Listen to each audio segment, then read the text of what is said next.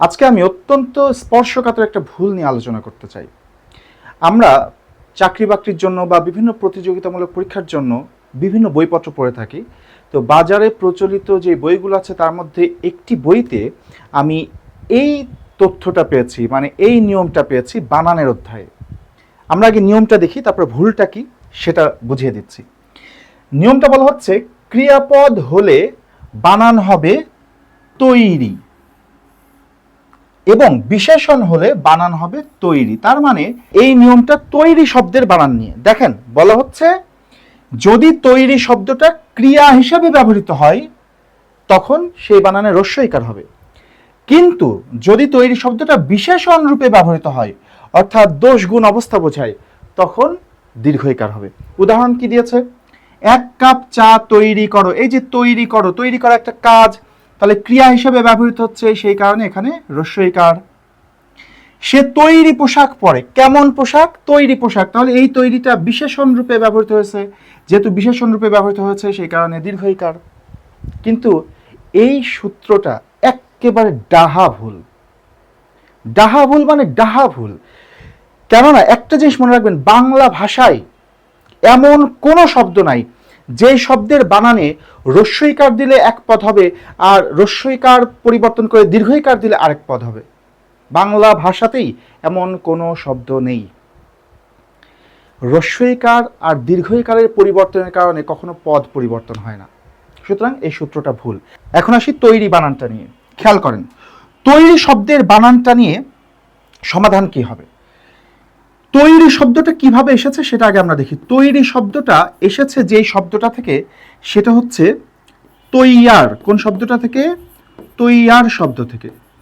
এই তৈয়ার শব্দ থেকে তৈরি শব্দটি এসেছে। এই তৈয়ার শব্দটি কোন ভাষার? তৈয়ার হচ্ছে একটি আরবি শব্দ,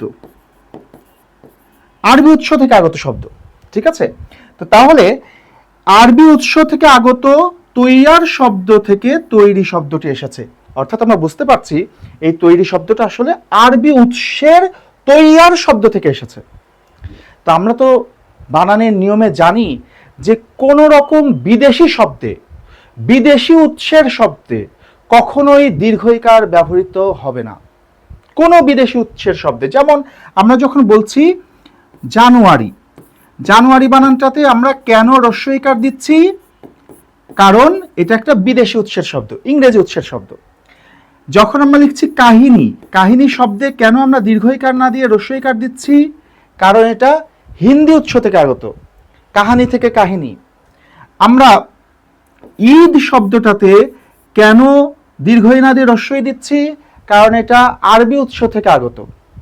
এরকমভাবে বিদেশি উৎস থেকে আগত শব্দে কখনোই দীর্ঘইকার দীর্ঘকার ব্যবহৃত হতে পারে না। যেহেতু তৈরি শব্দটা আরবি উৎস থেকে আগত, সেই কারণে অবশ্যই এর বানানে রস্যইকারই হবে। এটা বিশেষণ রূপে ব্যবহৃত হলেও রস্যইকার হবে, ক্রিয়া রূপে ব্যবহৃত হলেও রস্যইকার হবে। যেভাবেই ব্যবহৃত হোক না কেন এই শব্দটা রস্যইকার দিয়ে লিখতে হবে। এভাবে আমাদের বাজারে প্রচলিত বিভিন্ন বইতে নানান রকম ভুল থাকে। দেখেন, যদি কোনো বইতে এমসিকিউ এর উত্তরে ভুল থাকে, থাকতে পারে 2, 4, 5টা 10টা এমসিকিউ এর উত্তরে ভুল থাকতে পারে। এটা কিন্তু কখনো অসতর্কতাজনিত কারণে টাইপিং মিস্টেক হতে পারে, কখনো কোনো কোনো প্রশ্নের উত্তর নিয়ে বিভিন্ন শিক্ষকের মধ্যে দ্বিধা থাকে, সেই কারণে হতে পারে। এমসিকিউ এর উত্তরে কিছু ভুলভাল থাকতে পারে, এটা কোনো বড় বিষয় না। কিন্তু যদি কোনো বইতে নিয়মে ভুল থাকে সেটা কিন্তু একটা বড় ভুল। আমি কোনো বইয়ের নাম উল্লেখ করছি না, আমার উদ্দেশ্য শুধু আপনাদের ভুলটা শুদ্ধ করে দেওয়া। তা না হলে দেখা যাবে যে ভুলভাল পড়লে পরীক্ষায় কমন আসলেও আপনি ভুল উত্তর দিয়ে চলে আসবেন। তো আমার উদ্দেশ্য হচ্ছে আপনাদের সঠিক তথ্যটা দেওয়া। এই ভুলটিও বানান সম্পর্কিত। তো আলি প্রত্যয়টার ক্ষেত্রে আমাদের বানানের নিয়মটা কি হবে? আলি প্রত্যয় এটা সাধারণত শব্দের শেষে যুক্ত হয়। তো যেই বইটি থেকে আমি এই ছবিটি নিয়েছি সেই বইটিতে সূত্র কি বলছে সেটা দেখি। ওখানে সূত্র বলা হচ্ছে রস্যইকার ব্যবহৃত হবে যখন শব্দটি বিশেষণ রূপে ব্যবহৃত হবে, দোষগুণ অবস্থা রূপে ব্যবহৃত হবে, আর দীর্ঘইকার ব্যবহৃত হবে যখন শব্দটি বিশেষ্য পদ রূপে ব্যবহৃত হবে। এটা হচ্ছে সূত্র দিয়েছে। উদাহরণ কি দিয়েছে দেখি। উদাহরণ দিয়েছে, দেখেন, সোনালী ধান। এই যে সোনালী, কেমন ধান? সোনালী ধান, ধানের রূপ বোঝাচ্ছে, সেই কারণে বিশেষণ, বিশেষণ রূপে ব্যবহৃত হয়েছে বলে রস্যইকার হয়েছে। রূপালী ইলিশ, কেমন ইলিশ? রূপালী ইলিশ, এখানেও বিশেষণ, সেই কারণে এই যে আলি বানানে রস্যইকার হয়েছে।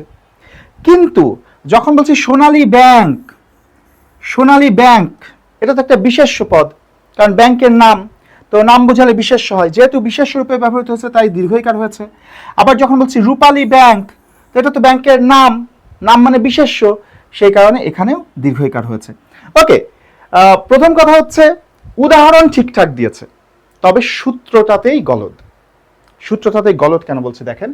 প্রথম কথা হচ্ছে এই যে আলি প্রত্যয়, যেটা এই আলি প্রত্যয় থাকলে সবসময় সেটার বানানে রস্যইকার হবে।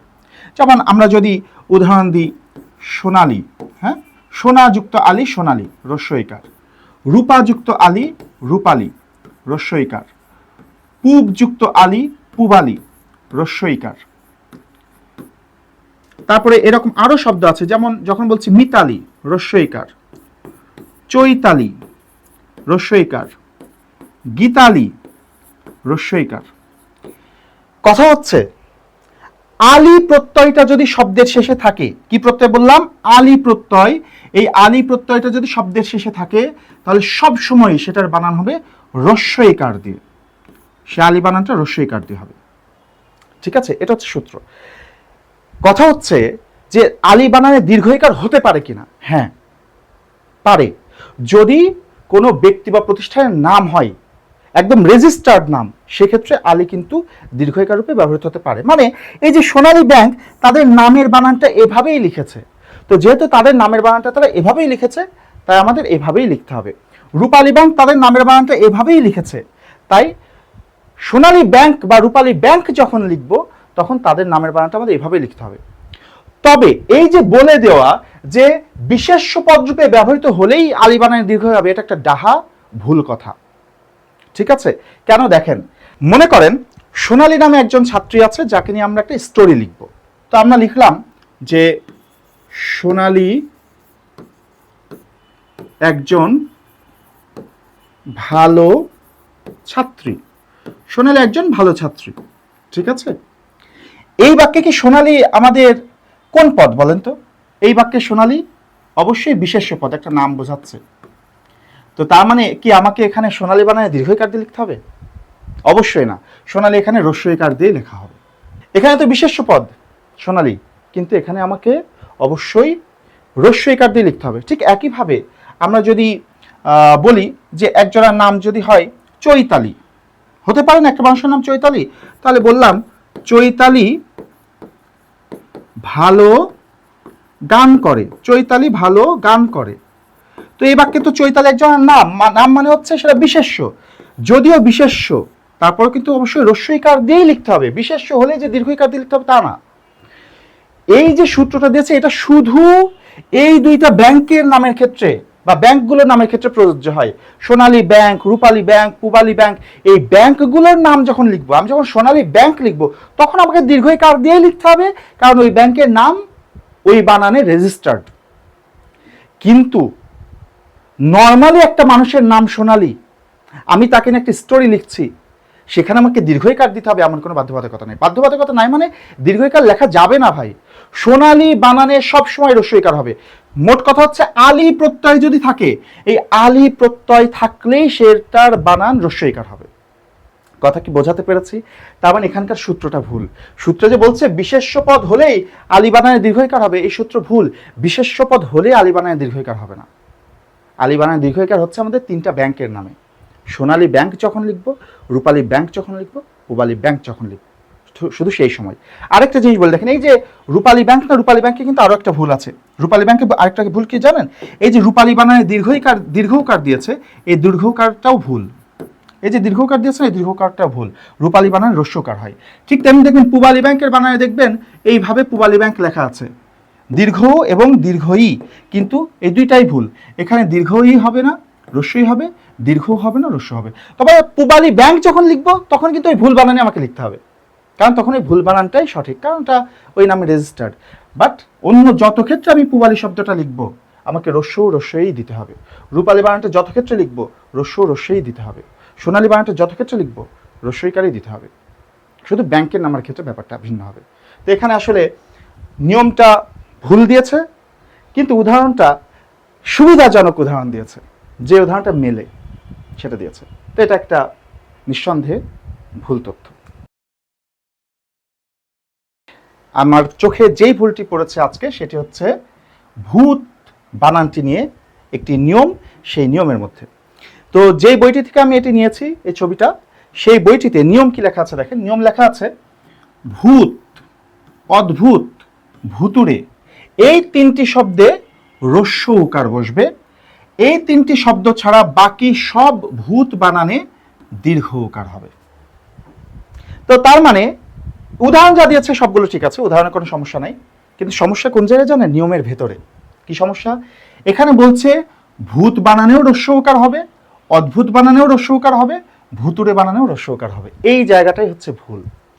প্রকৃতপক্ষে এই ভূত শব্দটি যত জায়গায় থাকবে সব সময় দীর্ঘকার হবে।